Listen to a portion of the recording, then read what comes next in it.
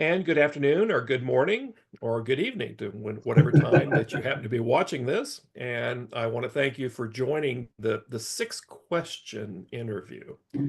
And today I have a New York Life Insurance agent, Ray Johnson, who we want to welcome. And I look forward to hearing hearing about your business and how you've been successful, Ray. So tell us a little bit about yourself. Yeah, so I grew up in New Jersey. If we're starting from the beginning, moved to Texas when I was 10. So I feel like I can call myself a Texan because I've been here for pretty much 40 years now. In July, turned 50. So that's a transition too. Yeah, uh, yeah, absolutely. yeah, no, I live in Bernie, Texas, and love the Hill Country.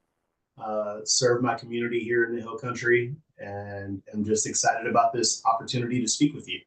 Great. Well, thank you so much for that. A little bit of background. So many people have gotten into financial services, Mhm. and so many have not been successful. Tell me a little bit about why you got into it and really what makes you different. Yeah, for sure. Thanks for asking that.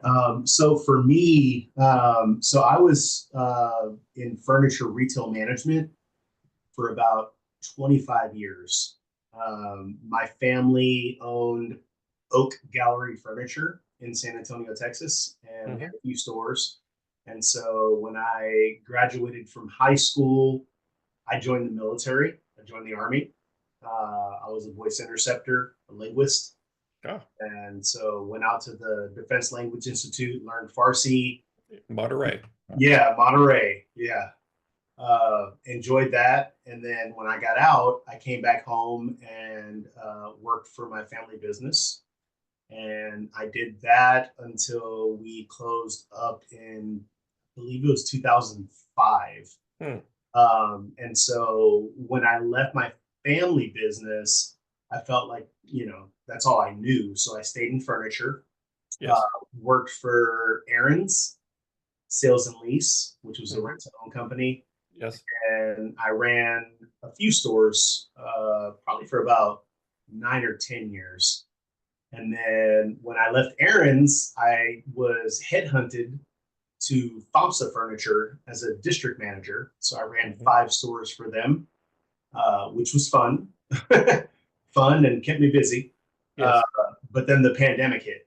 And so when the pandemic hit, I had to make some choices because I was making great money in the furniture retail industry, Yes. but I had zero work life balance. Yes. Um, and so, my wife and I had a conversation, and she said, "Hey, you've always wanted to start your own business, so go look around." I said, "Okay." And so my first thought was restaurant business because my Ooh. grandfather was a Puerto Rican chef, Yes. and he taught me a lot of his recipes. But then my wife was like, "So you want to go from working 70 hours a week to 80 hours a week?" Yes. And so I was like, "Yeah, that's a good point." And so I was blessed to run across the opportunity to meet with my senior partner in New York Life, and he shared this opportunity with me. Hmm. And honestly, the work life balance thing was the biggest thing, um, because we both agreed, even if I had to take a pay cut early on, um, that was fine so that I can be Yes. around my family. So there are so many different options within the financial service sector. Why New York Life? Yeah, no, again, another great question. So, New York Life is the standard in the insurance industry, not just because they've been around for, I think we're going on 185 years, but Hmm. AAA rated. I feel the structure with my company. I've heard a lot of stories because obviously I go out and I network all the time. Yes. Training is a big thing, right? Because if you get into this industry, sometimes you feel like you're by yourself and you're trying to figure it out. New York Life is not that company. Um, Hmm. we start out and we basically we have it almost feels like a college prep course, Hmm, if you will. We there have you go. what's called NILIC University. And so they give us 12 months to finish that curriculum. Hmm. But it gives you confidence coming into the industry because you're not trying to figure it out. Like there's a lot of structure. So we get Yes. to learn not just product, but language, right? Because one of the things that separates us from other companies is we don't have what we call commission mouth or Yes. commission breath, right? Hmm. Where you're coming in and you're just trying to sell people products. We prefer process over product. And Okay. so that was a big thing for me, and that was actually something that I looked into before I started, because again, being with my family, I never really was a salesperson. I was always in management, and so Yes. when I was offered this opportunity, I almost turned it down because I told my senior partner, I said, "Hey, I'm not a sales guy. Like I've always been in Right. management." And he asked me point blank. He said, "Hey, what do you love about what you do?" And I said, Hmm. "Well, really, my big thing is I get to educate people, coach them, build teams. Just make someone better than where I found them." Right. And he kind of grinned at me and he goes, That's what we do." Yeah. So I was like, huh. And so it clicked. And so that was part of why I came in, was not just because of the name brand of New York Life, Hmm. what they've done for the entire community across the country, but Right. just the structure of it. All right. So you came out of management, especially of a family business, into Mhm. something in financial, completely different, financial services that has a sales element. What do you think's Mhm. been your biggest challenge, and how'd you overcome it? I mean, I think it was the ups and the downs, Mm, right? When I first started, because always being management, I always was able to lean on a salary, right? yes. I knew what I was going to get paid, and there was a bonus structure and things like that. But even if Hmm. even if I didn't hit my bonus structure, I knew what I was going to get paid. And so Yes. coming into this, it was a bit of a challenge mentally, because there's a lot of ups and downs coming into this industry. Yes. But what I did know was, not only did I have a support team of people who have been through the process that were able to help me kind of navigate the beginning of the process, but I also realized that I'm a business owner now, right? Like I'm running my own practice. And Yes. so any business owner out there that started a business knows that the first couple of years are hard, right? Mm, In our world, we were fortunate. We didn't really have to put too much financial skin in the game because New York Life covered most of that, which yes. again, I love about the company. But at the same time, we just knew that there was going to be the roller coaster up front. Hmm. But knowing that once you hit year 3 and 4, that this thing, the up and down, it just starts to kind of slowly steady out. Yes. And so, in our world, we always say, survive long enough to figure it out. Yeah. There you go. Yeah. And I think you pointed out well that that's the nature of small business, Hmm. especially in the first few years, or when there's external elements that happen beyond your control, like COVID. You have to figure out different and new approaches to the same thing. So given that what you just said, what do you think some of your major milestones have been in your business career? So for me, well, I've had a lot. Um, I will say that, um, so I'm going on my third executive council, which in our industry is basically saying that you're in the top 20% of the producers in the company, Hmm. which is great. Um, That's recognition for sure. yeah, it's just recognition, and New York Life is great at that. Like when you hit those milestones with our company, they understand the dynamic of your spouse, right? Your life partner, and Yes. wanting them to buy into what we do. And so I actually I've noticed this. My wife works for a builder in San Antonio, Hmm.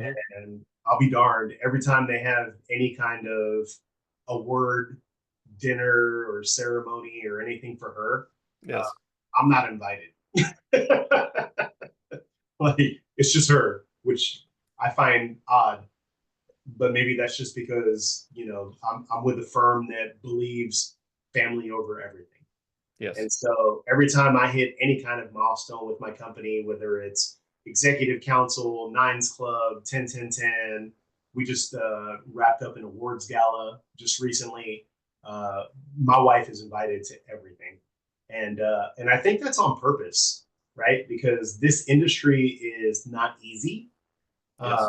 and so every time you hit a milestone, they want your spouse to be there because your spouse has to be there through the difficult parts.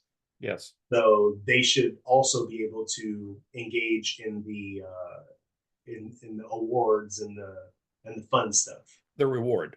Yeah, love that. Yeah. And I think that's changed over the years. I know in my business experience, families were more included than they are today, seemingly. Yeah, And maybe that's economic, maybe that's cultural. I'm not sure why the trend, but like you, I don't believe that it is a, shall we say, a constructive policy.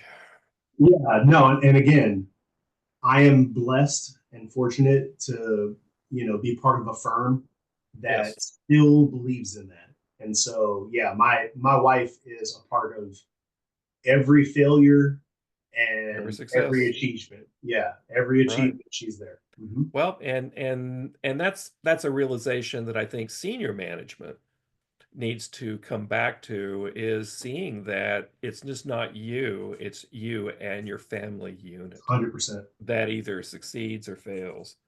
100%. So how do you measure your success then as a business person? Um, huh. That's a great question in my world. So I work with families. I work with families. I work with business owners. Measuring my success. So in the past, measuring success was always check your P&L, right? Yeah, Like, is it green? Is it yellow? Is it red? exactly.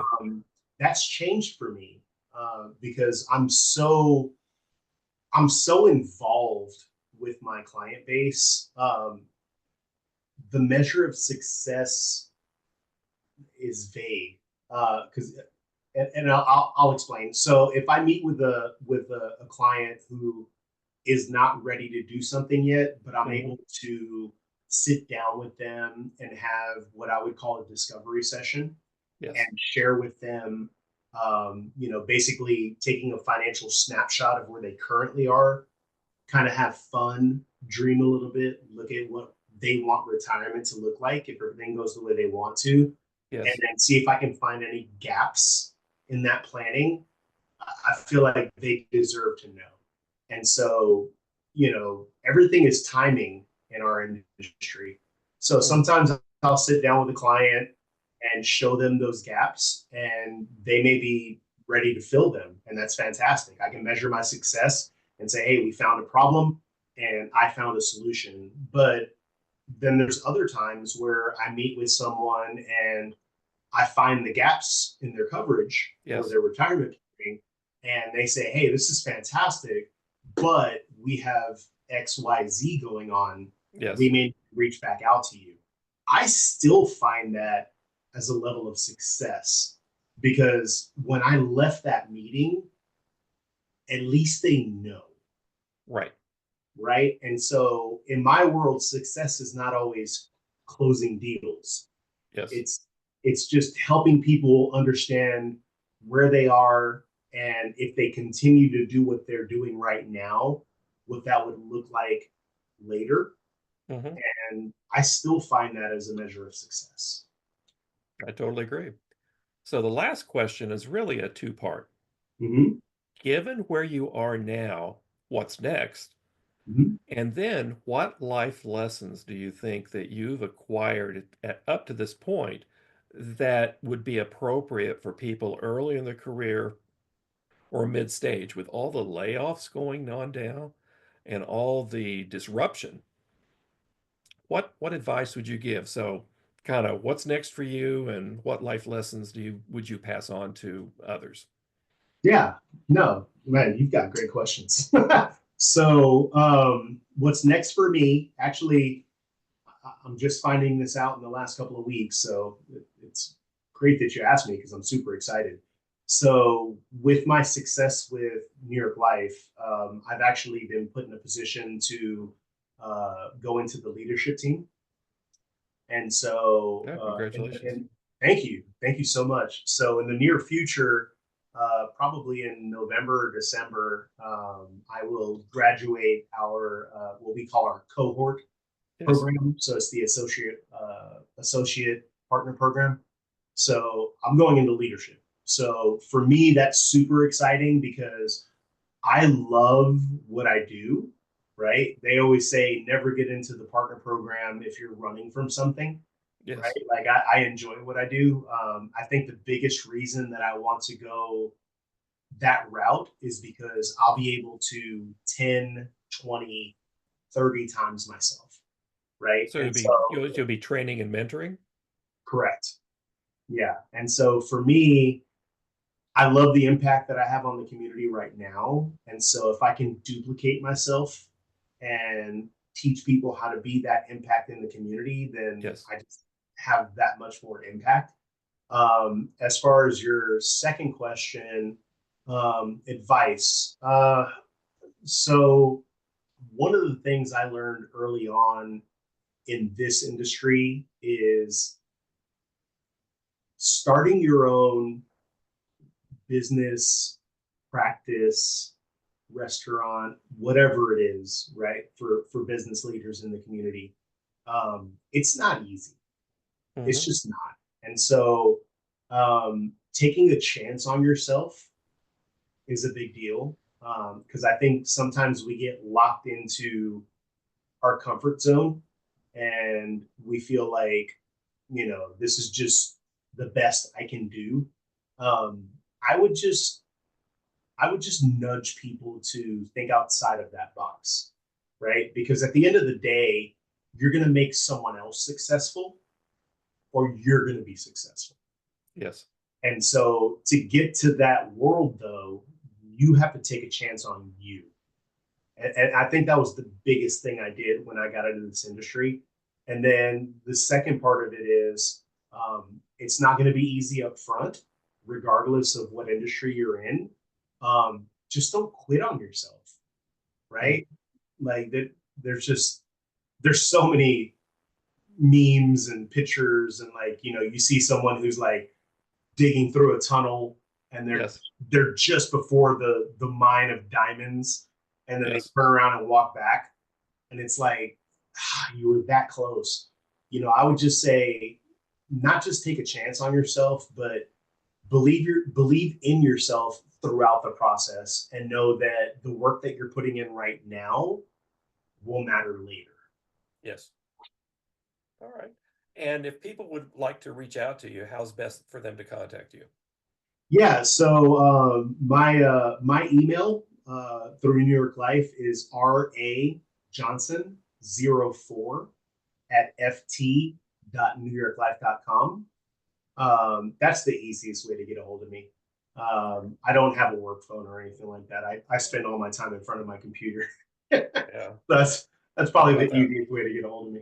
And I will also put that in the description for those that do wish to reach out to you with additional information. Heck, maybe someone's interested in being a part of your team in the future. Yeah, and I would love that because again, for me, it's just about what kind of impact can we make on our Right. community. Yeah, like and that's why I love what I do. Like I used to sell furniture and it was great and I make great money, but did I really impact anybody? I didn't feel that way until I got into this industry. And now I have so many relationships that, you know, I look forward to cultivating and seeing their kids grow up. And, you know, at the end of the day, it's morbid, but when someone passes, we don't mail out checks. Ray Johnson shows up at your door, and the biggest pleasure that I have is if I walk to a door and someone says, "Am I going to be okay?" I know they are, because we had a Yes. great conversation. Yep. All right. Well, thank you very much. And I appreciate you being here today. And I look forward to interacting with you. And if as anyone in the audience does have questions, you can also email me, and my information will be in the category in the listing below. Thank you again.